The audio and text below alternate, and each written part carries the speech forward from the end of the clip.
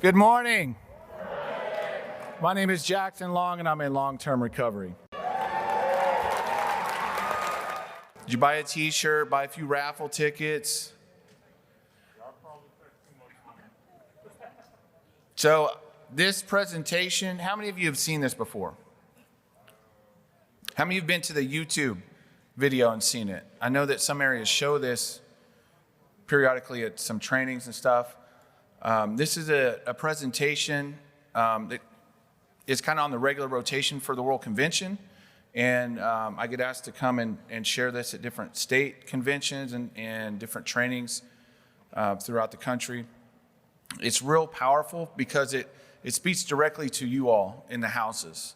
So what we're going to talk about is what Oxford House looks like and how houses can struggle and be strong, and how maybe if you have a struggling house, how you can turn it into a strong house, or how if you have a strong house, how you can keep it a strong house. So if those of you that have seen this before, you're going to notice the PowerPoint is a little bit different this year. We've revamped the PowerPoint. So for the past, 4 years, Jason and myself have done this together. So what we're going to do is we're going to kind of bounce back and forth. It's a little different than a lot of the breakouts you're going to see, where you have a moderator that introduces several speakers, and each speaker comes for a few minutes and talks about their topic, and then there's Q&A. Jason and I are going to bounce back and forth. We're going to be real lively about it. We're going to try to have some fun here. We're going to try to, at early morning presentation, we're going to try to raise the energy a little bit this morning. There we go. Yeah. I mean, if you're not having fun in recovery, you're doing it wrong. Am I right? So we're going to try to have some fun this morning. There's a lot of panels today where we're going to have a lot of fun. We do need to make a little agreement. We need to have a little social contract going into this. There's some things in here that are going to be discussed that are, a lot of it's based on my experience or the experience of my colleagues or experience of members that I've heard from. So a lot of this isn't directly like word for word out of the Oxford House manual, but it's a lot of best practices are incorporated into this. But there's going to be a lot of truth telling. So can we agree that we're going to speak truth today? Yeah. Can we agree that we're going to be open-minded to maybe some new ideas today? Yeah. Are we willing to learn? Are you teachable today? Yeah. Okay. Because some of your areas do things a little bit differently than other areas. And that's not to say that you're wrong and somebody else is right. It's just different. So I just want you to know that some of the stuff that may not be familiar to you, don't automatically assume that it's wrong because it's different. Will you agree to do that? Yeah. Just keep an open mind and let's get through this, and maybe you might learn something you can take back to your area that will help your house be a lot stronger. So I'm going to start this PowerPoint. This is the 4 house stages and 5 core principles. So we've incorporated it into a meal. So are you hungry? Are you hungry for knowledge? Are you ready to get fed? All right, we got a whole 4-course meal here. So we're going to set the stage, setting the table. We're going to talk about growth and change. So who are you? As an individual in recovery, think about who you are as an individual. Think about how you look at yourself. Think about how you look at others. And think about how you view the world as a whole. Are you the same person than when you first entered recovery? Are you the same person as when you were in active addiction? The idea is that you grow and change as you incorporate the principles of recovery and learn life skills along the way, correct? Yes. We want to grow and change. Yes. So you need to understand that where somebody who just came into Oxford House, who's 3 months or less in Oxford House? We got a handful of you. Welcome. It means a lot that you're here. You have a very different view than if you come to next year's convention and you have a year and 3 months. You're going to be a different person. How many are here that were at the last convention? Do you agree that you're a different person than you were at the last convention? You've changed and grown. So your self-view, your other view, your worldview, it's different. So be mindful of that as people come into the houses. Don't have too high expectations on people as they come in, because they'll give them the time to grow and change. That's one of the reasons why we're here, to help with that. And we got to remember this. Everybody's seen this, right? Honesty, open-minded, willingness. We just made that social pact. That's what we need here today, because that's what we need when we leave here and we go back to our homes, we go back to our families, we go back to our jobs, we go back to our life situation. We need to carry with us as best as we can all of these principles: honesty, open-mindedness, and willingness. You cannot have a strong house if you don't have this at the core. So there are different member types, and you hear some of these words. Seasoned members. These are members that are leaders, they're teachers, they give back, they're of service, they support the new people. Then you have core members. Core members are basically seasoned members who decide they want to go help open a new house. So they're like the first person in the new house. We call them a core member. And then you have senior members. Don't be a senior member.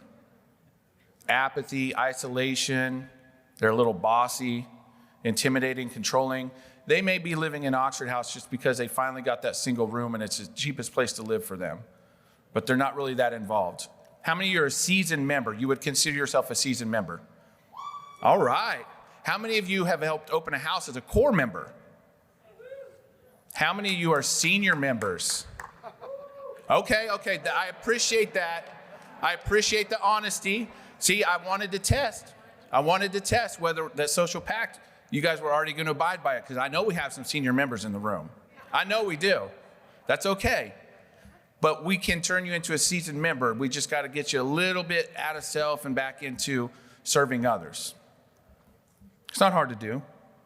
So when you come for Oxford House, you come for yourself. Some of you got a nudge from family, treatment, course, whatever, but you come in as primarily for you. Nobody that is having a wonderful life. Everything's great. I got money in my pocket. My family loves me. I got a great job. I think I'll move into a house with 8 other people. We're not the first house on the block, right? We're usually the last house on the block. So, and that's okay. But after you stick around for a minute, you find out that as you gain stability in your recovery, people come in after you and they start looking up to you and they start asking you questions and you have knowledge. So you may enter for yourself, but after a while you find that you're doing more for other people than you are for yourself in Oxford House. And that's the goal. We want to pass the torch. We want to carry it on. Right now you're ambassadors for Oxford House, but in a year 70% of the country will likely turn over, and we want those people to carry the torch too. So you have to pay it forward. That's very, very important. Today, the greatest gift that Oxford House can give you is a voice and a choice. What a wonderful concept that Paul Malloy and those members of that first Oxford House came up with. Nobody thought it could be done, and we're doing it. And we're doing it better than anybody in the country. You have a voice and a choice. From the day you enter until the day you depart, your voice and your choice matter. Isn't that amazing? So there are some principles that come with that you should experience while you live in Oxford House. And they all start with E, just because I just kind of like that. Equality, efficacy, you start to feel better about yourself. You feel equal to others. Empathy, you start to relate and try to put yourself in the shoes of those that are coming after you. Education, you learn more about just social skills, life skills, how to maintain finances, how to do proper chores. Some people, how to do laundry. I had to learn how to do laundry when I got in Oxford House. Simple things.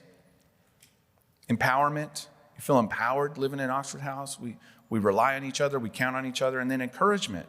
We want to lift each other up. These houses have guidelines and rules. They're not there so that we can hold people down or punish people. They should be tools for growth, not weapons for punishment. So let's use these house guidelines as a way to encourage people to continue to grow. So I'm going to pass it on to Jason, and he's going to go through part 2 and part 3, and then we'll get on to the rest of it.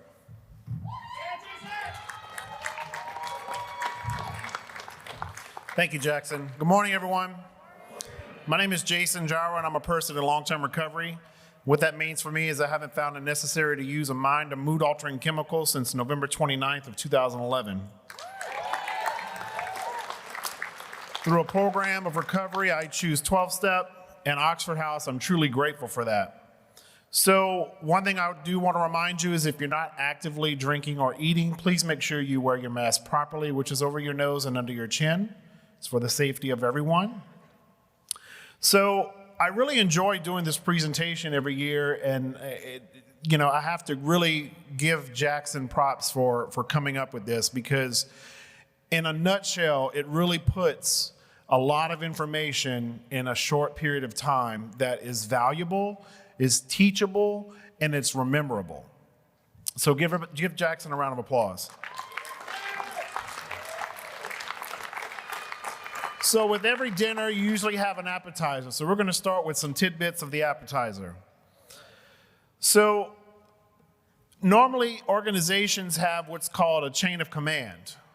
Well, really with Oxford House, ours is support, right? The houses are the most important part of the organization.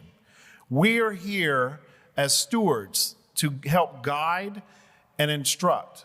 So the houses are the most important part. You guys are the top of the chart.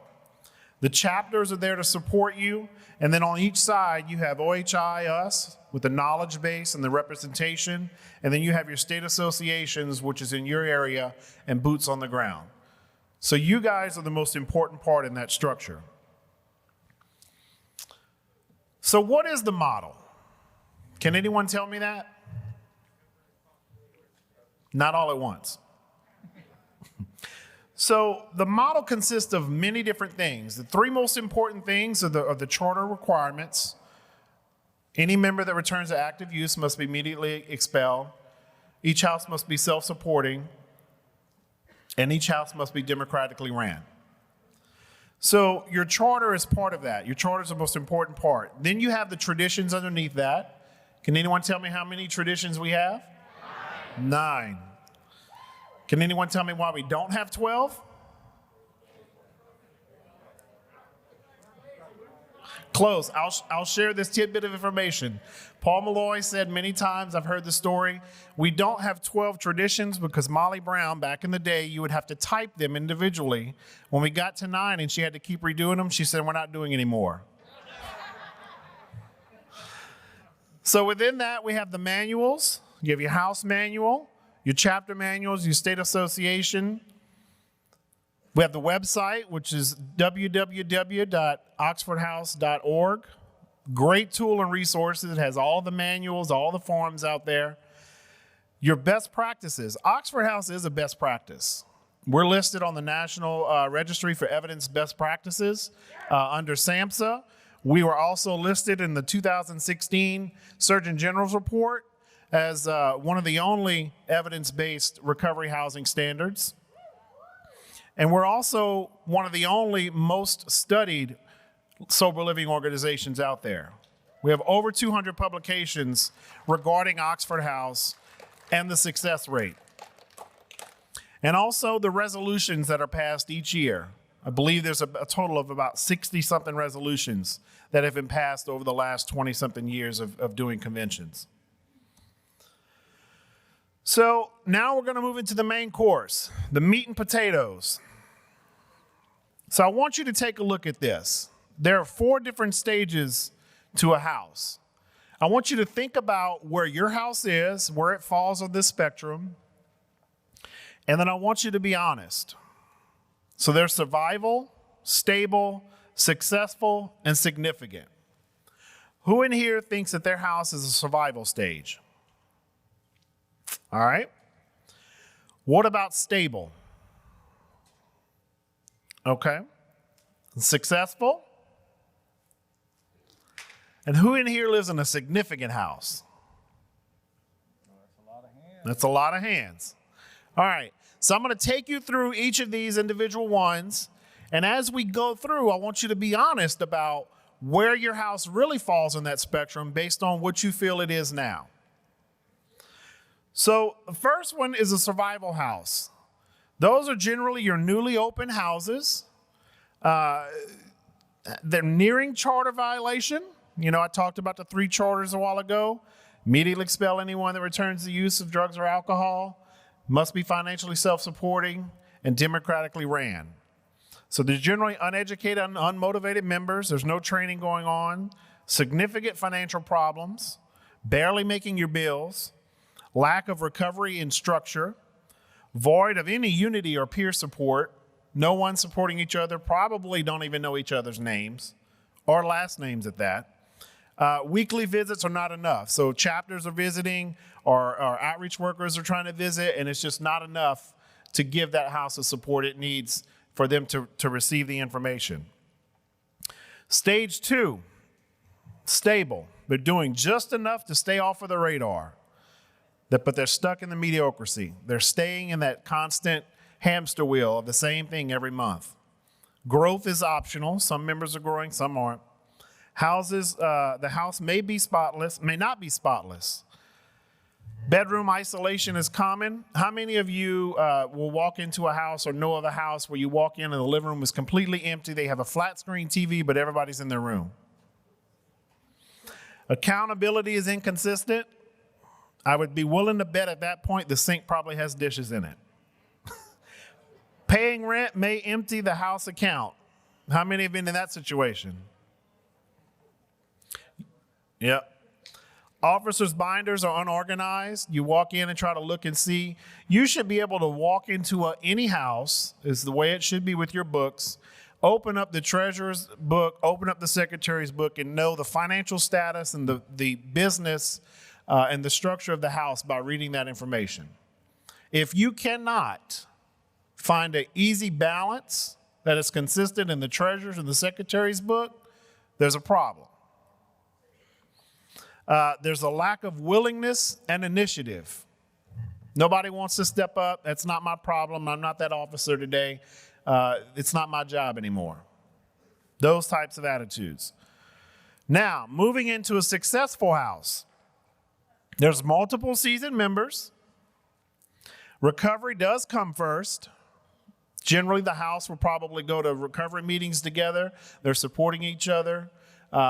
If somebody asked what was going on with a member, why that particular member was not feeling well, everybody in the house kind of knew what was going on. The principle democracy. Democracy plays a huge role in what happens in that house. There's generally upgraded furnishings. Beds are off the floor because we don't have to live like that anymore. Couches don't have holes in them. Carpets don't have stains. There's a healthy savings account. That means you have money that is going into the savings account each month. The leadership is reciprocated. Excuse me, I don't have my glasses on. So leadership is replicated. What that means is that each member in the house is coming in and they're learning how to run their house even though that particular position is not theirs. They're cross-trained. They understand how to run the house if a member is not there, if a member has to work or a member is out of town on vacation, right? Their giving back is a priority. It's a goal to help other houses. It's a goal to get out in the community and do service work. It's a goal to get involved in the recovery community. Then we have the significant house. This is a stage 3 house that really goes above and beyond. It has more core members to help the expansion efforts. You know, we didn't get the 3,100 houses in the country by simply just somebody coming and asking us to open. Most of those came by core members moving from one house to another to help open and spread the word. They're involved in the community on all levels. They set the example for other houses. There's generally a wall full of certificates and awards. How many people take or get your awards that you get for the Director's Awards and go home and actually frame them and put them up on the wall? That's amazing because a lot of time and energy goes into that, and that's something to be proud of. That will also continue to build members' ego and I shouldn't say ego, but to build their encouragement to continue to do the right thing after you're gone, right? I remember in the second house that I moved to help out, there was a half of a wall that had some from like 2 or 3 years prior. But I asked the question to myself and the house members. Of course, they were new, they didn't know the answer, but why don't we have any more of these certificates? Like what happened? Why did it stop? And as we started talking about it, the simple solution is that the people prior to us just stopped caring. And so having that there was a constant reminder for us to continue to put the effort in because The simple fact is the disease of addiction is still out that door. It's waiting on us, and it's attacking other people that are going to be coming behind us. So if we don't continue to lay the groundwork and the foundation and the support mechanisms in place, there are people out there that once we move on and we become successful in what's called an alumni, they're going to have a place to go. Another thing with the Significant House is they host events and they're participating in everything. They're always at chapter meetings. I'm from Louisiana, and we boil everything. We have crawfish balls, everything. If it's got 4 legs and running, we go eat it. So, all year long from Easter, from Mardi Gras till around Easter, a little bit after beginning of the summer, we have crawfish balls, we have shrimp balls. We get together and really use those as fundraisers. Texas and Kansas City, I believe, do some type of barbecue stuff sometimes. So, think about those things. Think outside the box. Not just fundraising to get to world, but also to keep the unity in your area, to build that. So, where do you fall now? Are you still in a significant house, or did it bump you down a little bit? So those people that raised their hand in a significant house earlier, raise your hand now if you think you are a step lower or maybe even 2 steps. That's pretty good. So think about that information, and I'm going to pass it back over to Jackson.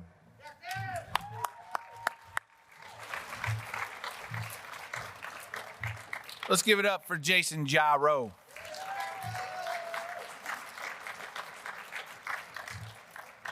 All right. So everybody feel a little fed? Y'all ready for dessert? Yeah. So we went over the 4 stages.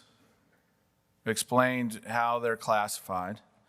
And it's not a science by any means. It's really just an idea of just trying to organize, to give you just kind of a visual on houses. How many chapter officers we have in here? A bunch, chapter officers. So a lot of you are going into other houses, right, to be of support. Sometimes you get asked to come in. Sometimes you hear things through the grapevine. It's almost kind of like junior high, high school, like the gossip circles, right? Stories tend to kind of circulate through social media and group chats and WhatsApp. And I've even seen arguments happen on a dry erase board, Have you seen that? Where they have different work schedules and somebody gets called out for not doing their chore or whatever, and then the person gets home and they erase that and they have to say something back. Yeah, okay, we have some that are guilty of that. They're laughing. If you laugh, you relate. Or you have the person who gets fined and they get real resentful. Like they take it personal. Like they get mad because they got called out for not doing their chore. Maybe they left a convenience store, fountain drink cup on the dining room table overnight, and somebody wakes up and they put the little sticker on it for a fine, or put a dry erase board that there's going to be a fine. And so now that person, they're not really interested so much in, looking at their side of it. They just want to know who wrote that on the board. Who's the person that ratted me out? And then they find out who it is, and then they're watching them. Like, I'm going to wait. I dare you to set something down. I dare you to set something down. Just wait. They set something down and be like, did they leave for work yet? How long's that been there? How long's that been there? What time? How long? What's the limit? I got the dry erase marker. I'm ready. Normally when I go to houses and I try to write my number on the board, all the dry erase markers don't even work. Like somebody forgot to put the lid on it. Or we start the house meeting, and I remember the week before I brought a box of pens, and I come the next week and there's no pens in the house. Y'all experience that? Like nobody can find a pen. It's like, well, let me prick my finger. Let's do this one in blood today. Like, I don't understand. Ink in the printer. What happens to the ink, people? And then finally have ink, but then there's no paper. There's a paper jam.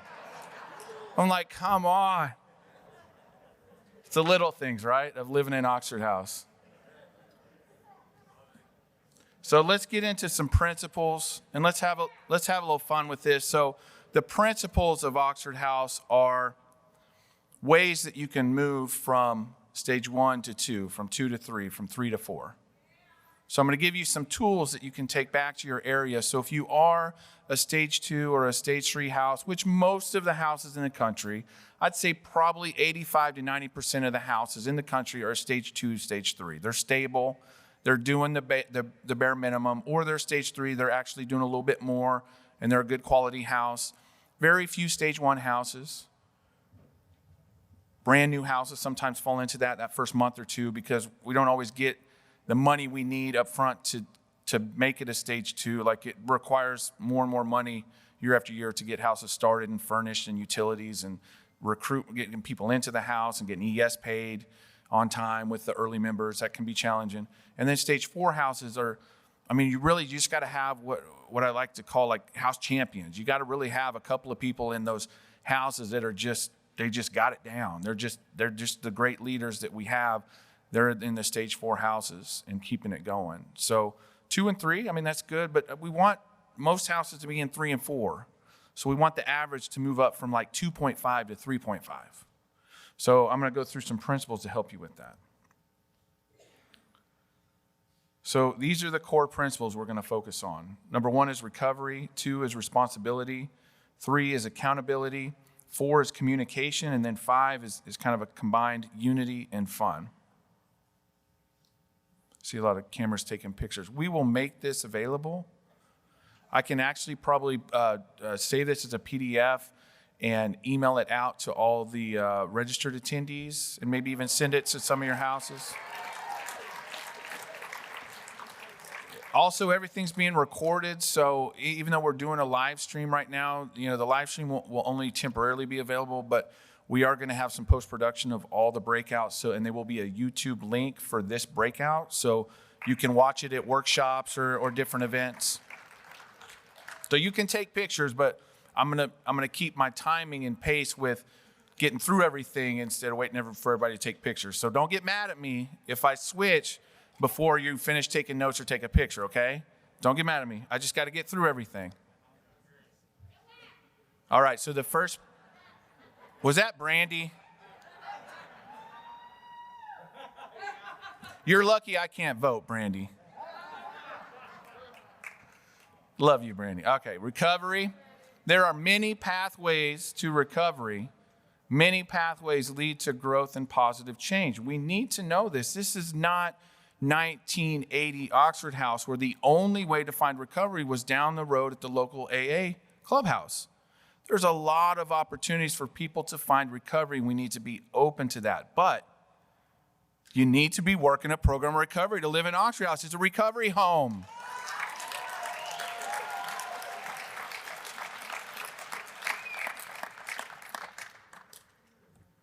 Oxford House is not a shelter for abstinence. It is a home for recovery. We have far too many people coming into Oxford House that's not being drilled into their head. It's not just a place for a roof over your head. Like, you have to do some work while you're here. It requires responsibility. How many of you like the freedom of Oxford House? The autonomy, the democracy, the voice and the choice. There's a price to pay for that, and it's called responsibility. And you are responsible for your recovery. Nothing good will last if you don't have it. If you don't have recovery as the foundation of your home, it doesn't matter how many of the other principles you're incorporating, how strong your house is, it will start to decline. Beware of complacency. You know what the biggest problem of Oxford House is? The one major flaw of Oxford House? It's so easy to stay sober living in an Oxford House that people can get complacent in their personal recovery and just kind of float in Oxford House and get by. We need to make sure as people go into their house meetings and you're checking in with them to see where they're at in their recovery, that they're expressing their growth and working the steps, going with their sponsor or whatever program they're using. We want to hear about the growth and the recovery. If somebody's been in a house for 8 months and they're still on step 1, I start asking questions. What are you doing here? You may be taking a bed from somebody who really wants it. I mean, if you're not here to grow, then maybe you need to go.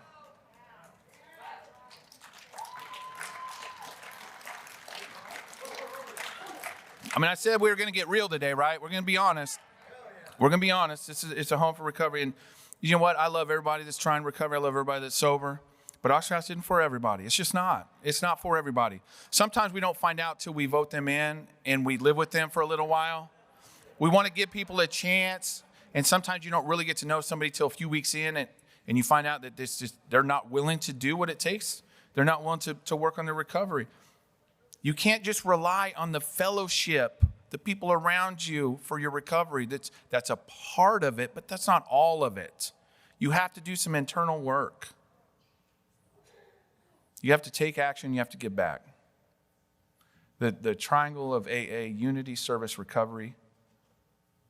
Unity, service, recovery. Oxford House has those in spades available at your fingertips. Recovery is important. Responsibility. So as a house, as an individual, you have to be responsible. Freedom and autonomy comes with a price. You have individual responsibilities as a member of Oxford House. You have to pay your ES on time. You have to maintain abstinence. You can't drink or use and live in Oxford House. You have to do a weekly chore. You're going to get voted into an officer position at some point, and you have to do the duties that are required of that officer position. You have to follow the guidelines that are set forth by the majority of the rule of the house. So that means like curfews or, different meeting requirements that, once you go to chapter and each, like you have to do what the house says you have to do.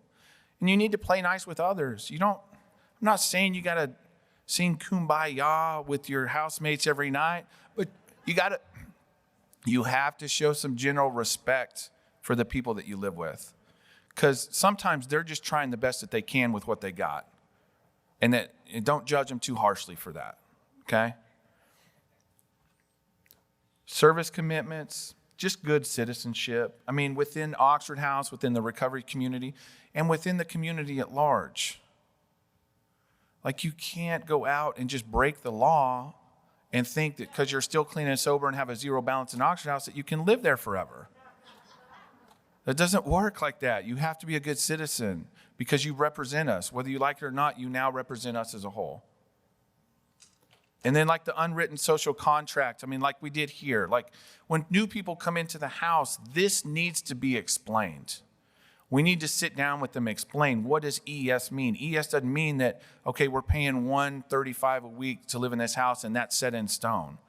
The reason we pay $135 a week is because there's 8 of us and we have to pay $3,500 a month to maintain all the bills, and we split that equally, equal expense shared. If 6 of us live here, then 6 of us have to pay the same amount to get the bills paid. Now we may be able to move some things around, maybe not set some in savings, maybe be a little bit more conservative with the utility usage or house shopping. There's ways to try to work with that, but we need to know when we're interviewing people that the responsibility is a big part, important part. People come into Oxford House, they know it's a sober living house. I think everybody knows that you can't get drunk and use living in a sober living house, just in general. I think that's widespread enough. But a lot of people coming into Oxford House don't understand what they're going to be expected to do. And we need to go through that. We need to make sure that we're going through that with them. Accountability. So where we are responsible for ourselves, we also have a responsibility to hold those around us accountable. And like I said before, it's not to push people down. It's not to have control or power. It's to help people recover. I need accountability in my life to this day. I have over 15 years in recovery, but I still need a lot of help from the people around me so that I don't slowly slip back into old behaviors, old ways of thinking, and before I know it, I got a crack pipe in my mouth. I don't want to go back there. When I first moved into Oxford House, I opened the first men's house in Stillwater, Oklahoma. And I was living with my grandmother my first year in recovery after going to Valley Hope Treatment Center. I liked that treatment center so much I went twice. After the second time, I decided I was willing to do whatever it took to find recovery. So I lived with my grandmother the first year because I still had a good job and there was no sober living. They came and did a presentation at the treatment center. I was like, I'm not moving to Tulsa, Oklahoma City. I got a good job in Stillwater. My family's there. So I moved in with my grandma, and that was great. She didn't charge me rent. She had, the fridge was full. She cooked every now and then. Like, it was great. I had my own room, my own bathroom, and me and Grandma had a pact. As long as my bedroom didn't smell like dirty laundry, like, we were okay. But after a year being in my late 20s, that wasn't permanent, right? I didn't want to be that guy. You know? I didn't want to be that guy, the 30-year-old living in Grandma's house. So I needed to figure out what I was going to do, and it's, okay, living by myself, that's scary. I don't know the first thing about living by myself. That's really scary. What about getting a roommate? Oof, I don't know. I don't know. I don't want random people in my house. I don't want to be around drugs and alcohol. I don't trust myself quite yet to be around it. And so my aftercare counselor said, well, I know a lady who, her uncle owns a couple Oxford houses in Tulsa, and she wants to start one, and she has this duplex. Why don't you go talk to her? So I got on the website, looked up Oxford House, and I remember from the presentation, I'm like, okay, I'll go talk to her. And I pitched the idea of Oxford House to her. And she's like, yeah, let's do it. So we turned this duplex into a single home. She knocked a wall down so it could be one big home, had plenty of parking, 2 kitchens, 6 bedrooms. I mean, it was great. It was a great setup. And I remember moving into that house on day one. It was just me and a mattress on the floor. Twin-size mattress on the floor. Didn't have any of the furniture in there.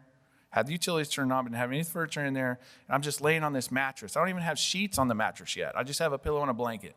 I'm just laying there and I'm grinning from ear to ear.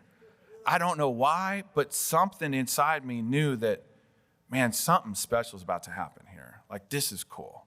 Like, I'm on my own for the first time. I'm self-supporting for the first time. And then I got scared shitless immediately after that. I'm like, I'm on my own for the first time. So we ended up getting the house. We struggled a little bit early on, and I didn't know what I was doing. We had the manual, and we had the 60-minute video. The next closest house was an hour away. The outreach worker at the time didn't really come and live with us. We didn't have a core member. I was the core member with 0 experience in Oxford House. So I had the manual. So I learned Oxford House and manual. So I'm telling you that you can do this. You have all the tools around you. A lot of you have so many tools around you that it is not difficult to do. But we have to work together to help lift people up. We have to address the concerns early. Like when I moved into that first house, we only had 4 people in the first 2 months in a 10-man house. I'm like, we can't afford to pay the $100 a week at the time that most of the other houses in the state were paying. We got to pay I did the math. We got to pay $160 a week to live here, or we need more people. Well, that motivated us to go do some presentations because I didn't want to pay. I couldn't afford to pay that long term. Like, we got to get some people in here. Like, we need to get some people in here so that I can get my ES back down. But we made it work. Whenever there are issues in a house, and I had to learn this because I was one of those that was kind of quiet. I was scared to hold people accountable because I didn't want to rock the boat. I didn't want confrontation. Like, I just, it'll work itself out type of mentality. And that's kind of sweeping it under the rug. It just never fixed itself. I watched people just go right out the door and it wasn't my fault. But I did take some responsibility because I didn't say something when I saw it. When you see it, say it. But use the principles of warning, contract, expulsion. There's only a few things that we get expelled for immediately. Relapse, obviously. Violence. You start throwing down. Crimes, major crimes. You get arrested for robbing the 7-Eleven. You're probably going to get expelled immediately. But most of the time, it's behavior related, recovery, financial related, and we can use the warning, contract of expulsion. So we want to talk to them, either one-on-one or maybe in a house setting, and just say, hey, we see this, whatever the behavior is, whatever the issue, we see this that needs to improve to maintain good membership, and if it doesn't, then we put it on paper, we put it in the minutes, we take a vote, and we say there's some stipulations now. Here's some things you have to do if you want to maintain membership. And if they don't, then they're basically telling you through their behavior that they no longer want to participate in that social contract of being a responsible member in Oxford House. They're telling you they don't want to live there anymore. And sometimes it's harsh. Sometimes we have to ask people to leave that are still clean and sober, but they're not following the principles and the social contract and responsibility to live there. But that's okay. They still got to go. They still got to go. And guess what? That doesn't mean we stop helping them. Even when people relapse, that doesn't mean we stop helping them. We love our brothers and sisters in recovery. We always want to be there with a hand to help them back up. We just have to do it from a different address. I love you and I'll help you, but we got to do it from a different address. I'll pick you up for the meeting. Where are you staying at? Hopefully you have a good relationship with your sponsor, because you can't stay here. We need to focus on tools for growth. Like I said, with the house guidelines, we need to focus on the solution. Don't get bogged down in the problem. I've been to house meetings where I will stop the meeting 20 minutes in, and I'll be like, hold on. I need to call this number and put it on speaker. This is animal control because we're beating a dead horse. Like, we need to stop. Who's the House president? 5-minute discussion on this issue, and then we're moving on. Carefrontation. I learned this from Judy Maxwell. Carefrontation, not confrontation. I care about you. I'm bringing this to you because I care about you, not because I want to point out how wrong you are and right I am. So you got to come to people with the right tone and approach and words to show that you care. They'll be much more receptive to it. And then meet people where they're at. New people do not need to be treated like somebody who has a year and a half in recovery. They're just not there yet. You need to understand there's going to be bumps. Nobody comes into Oxford House perfect. Nobody leaves Oxford House perfect. We all make mistakes. You know, as long as it's not one of the big ones, let's try to work with people. But let's draw the line so everybody knows where the line's at. Quit moving the line based on personalities. Quit moving the line.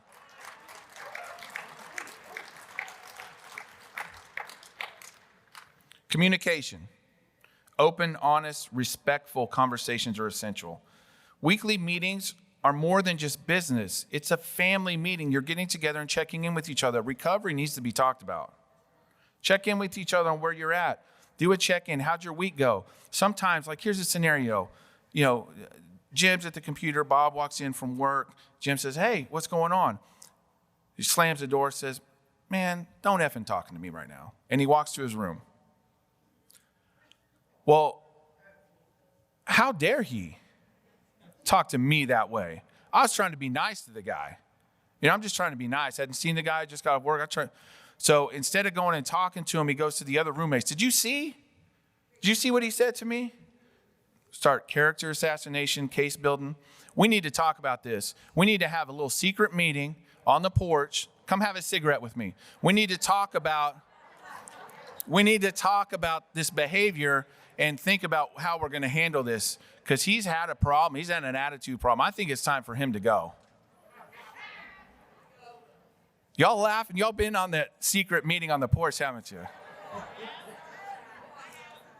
Or the little group chat. Let's start a second group chat that's just... And then you accidentally post on the wrong one, and you're like, oh, delete.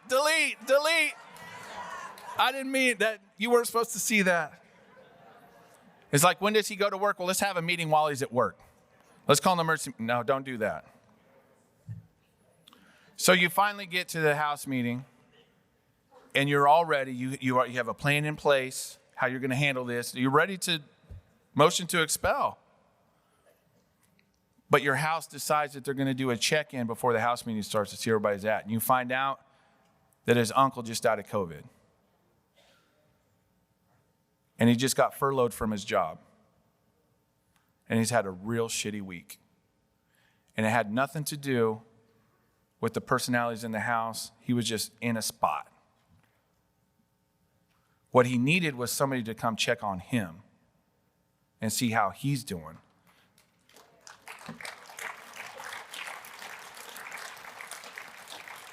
Today, more than ever, it is important that we communicate with each other. You put eyes on your housemates every day. There was an overdose recently a fatal overdose where the gentleman was unaccounted for 3 days and he was in his bedroom. For 3 days. That's not okay. I don't care what your work schedule is. I don't care. You need to put eyes on your housemates. You need to check in with them. I know everybody's got personal space in their bedrooms. Knock on the door.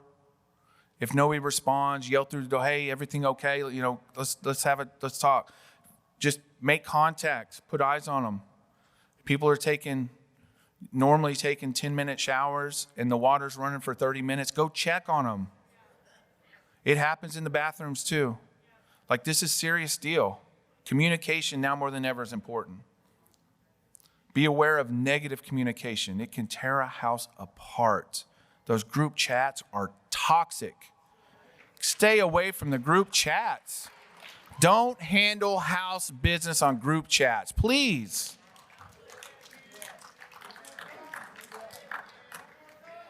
Stop handling house business on group chats. Communicate and check in with each other on a social way, but don't handle business. Do that in person. It's okay to disagree, just don't disrespect. There's a power in information. In your stage 1 and 2 houses, sometimes you have bosses in those houses, and they manipulate the democratic process to intimidate those around them to vote their way, but they're hoarding the information. They carry most of the information. They know how much is in the checkbook. You don't. They volunteer to do the audit every month because they don't want everybody to see the numbers.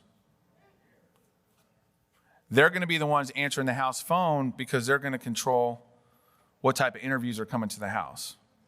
What was your drug of choice? Oh, we got another number that you can call. The flow from state to chapter to house, there's communication that needs to flow. The chapter is not your enemy. If any time you say in a house, oh, don't let chapter come to the house. Why? What? Don't let chapter come to the house. You know? Do you think that outreach or chapter, do you think it's our mission to go into house? Like, we want to leave the houses alone. I got better things to do in my life than go to sit in a house means that aren't doing it on their own. I want to have an area, if I'm a chapter officer, I want to have an area where I don't ever have to visit any other houses because everybody's following the principles and the charter. That's the goal. We're all just people in recovery. You got volunteers that are just trying to give back. We're on the same team. If you're worried about chapter coming over, then I wonder what's really going on in your house that you don't want uncovered. Or you're so stuck on a personality that's a chapter officer that we need to sit down and have a face-to-face talk because personalities are getting in the way. Because there are some rogue chapter officers out there that's knocking on the door, OHBD.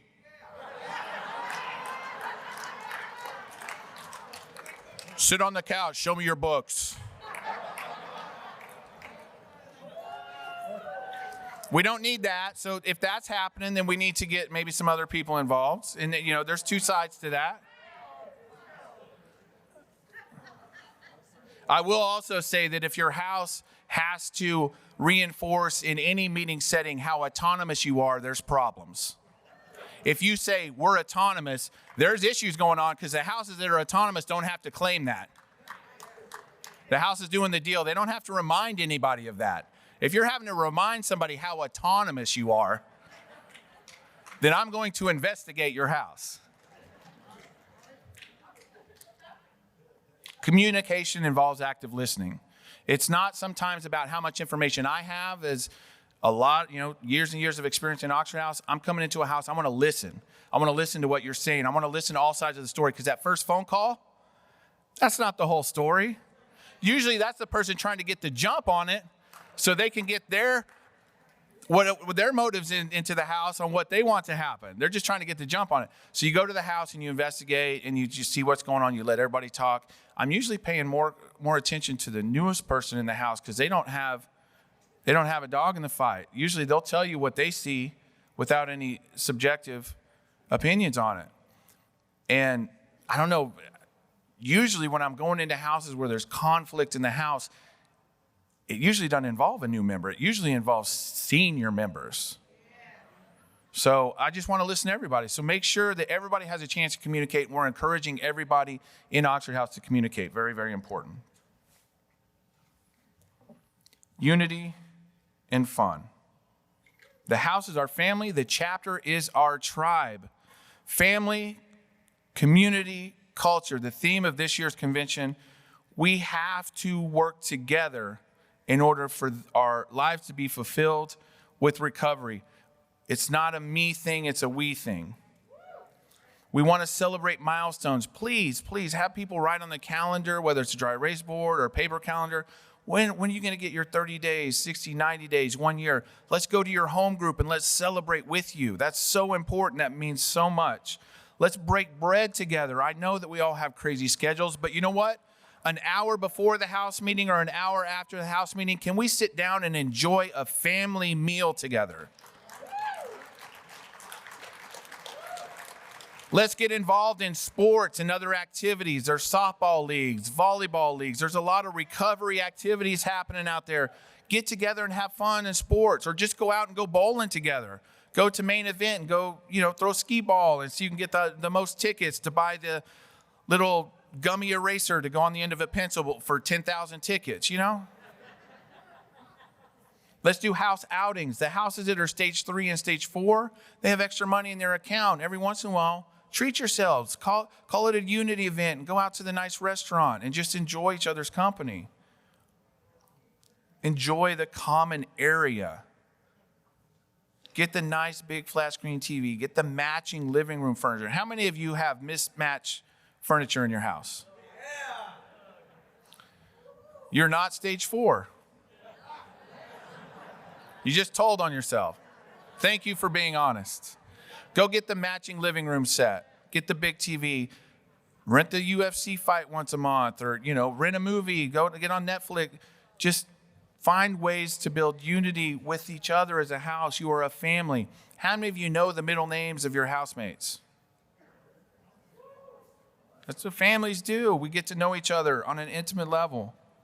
Do the how goes it. We talked about that, checking in with each other. It's so important to know where people are at, because even people that are working a good, solid program of recovery are going to have bad days. And it may come out within the house setting, because, I have family. I have a beautiful wife. I have, grandparents. I have a brother. And sometimes the people that are closest to me are the ones that get to see me on my worst. And sometimes they're the brunt of that. And that's just the way things are. I'm not proud of that, but that's just how it is. And in Oxford House, that happens too. And we need to realize that we're human. All right, so now we get into the post-meal fellowship, where we're going to review and discuss. Here are the house stages: survival, stable, successful, significant. 1, 2, 3, 4. The core principles: recovery, responsibility. Watch this, everybody taking pictures. Let me move. I'm just kidding. Here we go. I'll stop. Okay. Core principles: recovery, responsibility, accountability, communication, unity, and fun. This is it right here in a nutshell. This is how houses look in your area. They're going to fall into one of those categories, and the principles that you need to focus on if you want to be successful or significant. Now, the trick is, right, it's like spinning plates on the poles of the circus. You ever seen that, where they're spinning plates?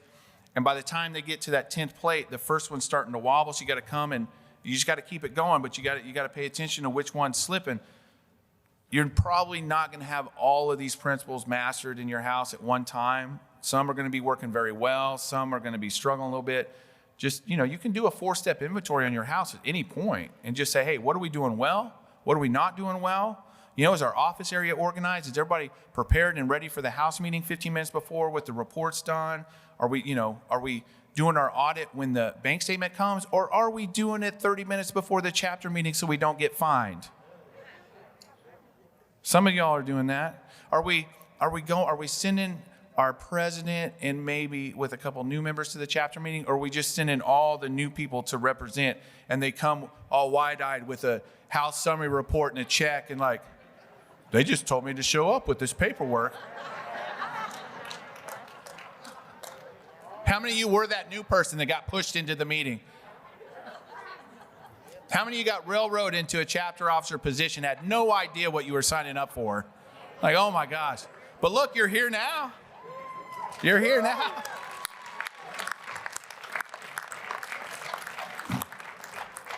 So I'm really proud of this new PowerPoint. You guys like the PowerPoint? Was it okay? One of the goals of this PowerPoint was to take it from an hour and a half presentation down to an hour, because the old one was, me and Jason were doing it, we were almost running out of time at the end, and I wanted to make sure this year at this convention that we had some time for a little bit of discussion. So Jason and I are going to share, he's going to be on his mic, I'll be on this one, and if anybody has any comments or questions about the 4 house stages or the core principles or just some ins and outs on Oxford House, you're welcome to come to the mic. We still have about 15 minutes where we can just have a conversation. All right, I got a question. Kind of nervous. Got a lot of people here today. Well, you want to come up here and share from this mic? I see what type of guy you are now. When do you know when the right time is to shut down a house, reopen it, and re-interview people? That should very rarely happen. I mean, I've only seen that happen just a handful of times. I think whenever a house has a direct charter violation, hey, those of you that are exiting the room, let's try to be respectful. We still got a meeting going on. Whenever a house has a charter violation, there's some steps that need to take place. You need to have an emergency chapter meeting with all the house presidents to investigate the situation to determine that, in fact, a charter violation has occurred. So there needs to be some chapter minutes documented, and house presidents from all the houses in the chapter need to be present and vote, majority vote, that a charter violation has occurred. Once that has happened, OHI needs to be notified, because OHI issues the charters for houses, not the chapters. And once OHI is notified, between the chapter, key people in the chapter, and Oxford House Incorporated staff, we can determine the next best actions to take for that house. Sometimes that means changing some membership. Sometimes that means just putting in some hard stipulations and contracts and things like that. So it's situational. So I can't give you like one answer to say this is the time. Communication, the principle of communication is going to come in real handy there. Exactly. Yep. Thank you. Yep. Just let you back. One thing I've noticed with new members coming into Oxford is they're real gung-ho on the 30 and 30, but after that they start fading off and going to meetings. How can you encourage members to continue going to those meetings? Only, like, I have a home group that I go to, and I'm always encouraging them to come, but very rarely do they. How do I encourage that? So when I first moved in, can you hear me? Okay. When I first moved into my house, it was 5 meetings, 30 and 30 basically. And then after that, it was, you had to go to 5 meetings a week. And then after 30 days, it was 3 meetings a week. And you know, it was on the honor system, but if your attitude or your demeanor was off, the house could ask you at any time, you know, what, are you going to meetings? So the requirement or putting that guidance in of, you know, even though after you've done 30 and 30, you're still required to work on a program of recovery. Okay. And whatever that may look like from the house standpoint, you know, you decide that from your house. But the house I lived in, you still had to go to at least 3 meetings a week. And if you were displaying any type of behavior that was being questioned or, you know, anything like that, you could definitely ask them what you're going to. And then also too, if you're doing your check-ins, like the check-ins in Louisiana, we say where you at. If you're doing those, I mean, you know if people going to meetings or not. So again, just doing those constant check-ins. Okay. Thank you. Hi, I was hoping that you could give some. You can take your mouse off to ask questions. Can you give some clarity on grow or go? Kind of what is the definition of that and what's the expectation? It's really just kind of a catchy phrase. What it means is you can't come into Oxford House and just think that you're going to isolate in your bedroom, not work a program of recovery, that the only thing that you have to do is pay EES and stay sober, and that you're not going to start to cause some sort of disruption or conflict within the house. Because eventually, people that aren't going to meetings, that aren't working in program recovery, they get stuck in old behavior. And as the people around them start to grow, they start to act out in some of those old behaviors, and it causes conflict. So it becomes kind of that thorn in the side, right? And it eventually houses have to address that. And it comes down to, we need to start seeing some growth in you, or you can no longer live in this recovery home. Okay, now I'm in a house that has double and single rooms. Are you allowed to charge more money for single rooms than you are double rooms? So the phrase says it all. It's equal expense share. So EES is that everyone pays the same amount to live in the house. That was one of the important parts. And even Paul Malloy will tell you the story. You know, he had a good job at that point and he wanted to pay more, but they wouldn't let him. And so everyone should pay the same amount, because then they feel they're putting in just as much into the house as everyone else. No one can say, well, I'm paying more. You need to listen to what I have to say. So it needs to be broken down by how many people are in the house. There's what's called a viability calculator that will give you what your equal expense share should be. Now that our house is doing that, how do you go about having to make them, because they'll go, the house is autonomous. You can't make them quit doing it, can you? Well, okay, so it's houses that are doing it, and they've been doing it for a long time. The best way to approach it is to explain that we are living in this home as a single family, the equivalent of a single family, and we're paying the bills of what it takes to operate this home, the rent and utilities. We're not paying to rent a room.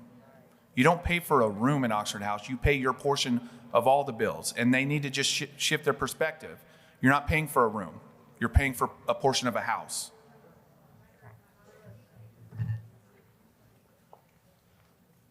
Where do you feel that a bank account should be at before you start investing back into the house? I think a house should do their audit and look at how much it costs on average to operate the home for 1 month, put that amount in a savings account as a prudent reserve. And then after that, as long as you're staying near full, no more than 2 vacancies, then you can start to save up for new furniture or the pool table for the garage, or things like that. Get 1 month surplus as a prudent reserve. Hi, I'm Lamont. I really enjoyed this breakout session. I like what you said about constant reminders of autonomy being suspicious. I live in a house that kind of flexes autonomy a lot. What areas besides the 3 charter guide rules is autonomy not applicable to? So, Jackson, you want to take that? Yeah. I have a lot. Well, you got to be It's a lot. careful here, because sometimes you guys come to us with loaded questions, and then we answer a certain way, and then you say, well, at the convention they said this, this, and this, and so it got to be careful. I've been doing this a long time, and I know you're not trying to set me up. I know, but I have to be careful how we respond, because we represent OHI, and it's, you know what I mean? Like, we just have to be careful on how it. Tradition 5 explains it. Okay, each house is autonomous, except when it starts to affect other houses, Rock South Inc. as a whole. And so when is that? When does it start to affect it? And I think, again, communication comes into play. So based on the situation, you get other houses involved, a chapter involved, and maybe even a local OHI representative involved, and you start having conversations about it. Like, this is we think that this is a problem. They think that it is not, that they're within their rights. But, okay. I mean, there is a fence line. There really is a fence line to a house's autonomy, and we need to decide, okay, where is it at? Because sometimes there's blurred lines and grayed lines, and communication is going to help you distinguish where that's at. Okay, that's helpful. Yeah. First, I just wanted to say thank you for your time. I had a question because the first house I actually lived in was one of those houses where they talked about chapters like, oh, we don't want them in our house. And now that I'm actually a chapter officer, I wanted to know like how to approach a house like that. If there's a house, I'm not aware of any in our chapter right now, but in case that comes up, I would like to know how to approach something like that. I think the easiest thing to do is to let them know there's support. support them, get to know them, not just going by when it's a house meeting, like really just involve them in any activities that may be going on in your house or other houses, unity events. Having your houses participate in chapter and events, I personally think will keep that type of mentality away because they're involved. They're not having, when someone moves in, they're not given the opportunity to poison the whole house. You're able to spot that right away. So having those houses involved and being a part of will help to keep that away. Does that help? Yeah, going as just a member of recovery, Yep. not as a chapter officer, just a member of recovery. I do have to ask a question to some of y'all. You said we're telling the truth here, we're honest here, right? How shiny is my head under these lights on this stage?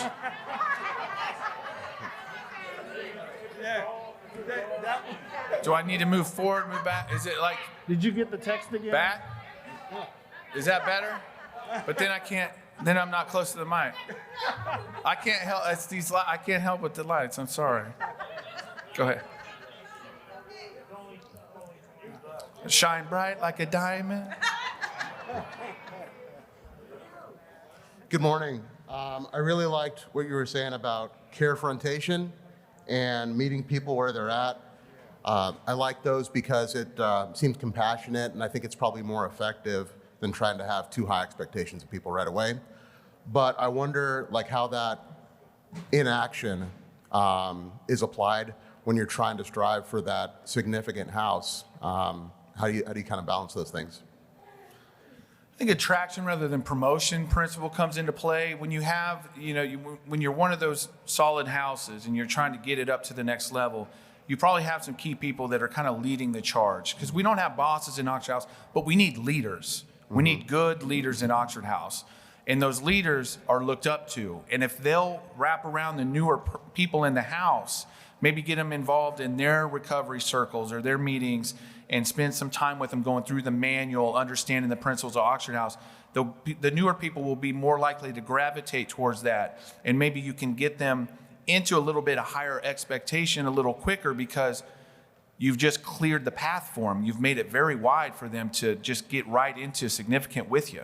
So I think of the attraction of it, invest in time in the newcomer. Hi, good morning, Jackson. Good morning, Jason. I got an inquiry and a question. First, we have a house where everyone works varying shifts. One guy works graveyard shift, morning shift, swing shift, and it's hard to get everybody together at the table to have a productive meeting. Do you have any suggestions as to how one could go about sitting everyone down at one time? Well, the manual states that you're supposed to have a house meeting on a regular basis. And so you all need to really determine a time that best fits your schedule. Whether that meeting be at 8 a.m. before people go to work, and now people are coming home, or it be at 9 or 10 p.m. I've heard of houses across the country that are on Saturdays at 8 a.m. Well, that's really early. It's a Saturday, but you all need to come together as a group and decide what best fits your schedule. And remember, you're living in an Oxford House where you're all to be encouraging each other and supporting each other in recovery. So it should not matter that you're getting home and late, and that's when it needs to be, but that's when your house meeting needs to be. So you need to decide as a group when your house meeting is and figure that out together. Here's something that'll help. And this is going to sound a little harsh.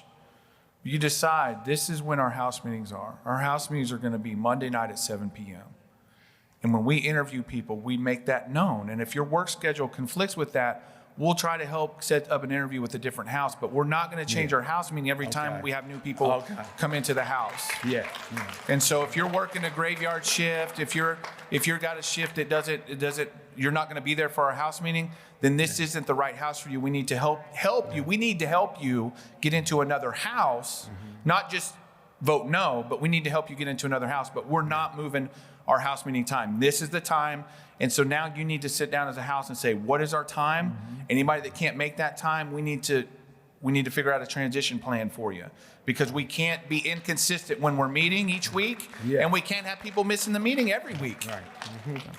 Thank you. Now, my question, when someone is expelled from the house due to relapse or just completely disruptive behavior and they have money on the books, is it required that we return that money to them? Absolutely, that's the law. That's the law. That's the law. Thank you. Yeah. I'm Tim from Tacoma, Washington. I've got to say I'm encouraged by your hairstyle. I have a future on that stage. A question about defining what a program of recovery is. I live in a house with 8 guys, just me and one other guy working a 12-step program, but we get pushback on, like you said, recovery is different for everybody. So defining what a program of recovery is a big problem in our house, especially as it relates to coming off of COVID, where we were allowing Zoom meetings or YouTube videos to count as a meeting. Now we're coming out of that, but we're struggling because we've got just me and one other guy working 12-step, and everyone's like, no, man, this says I can work my program of recovery. And there's no clear understanding of what that exactly is. I like how you turn real quick to me.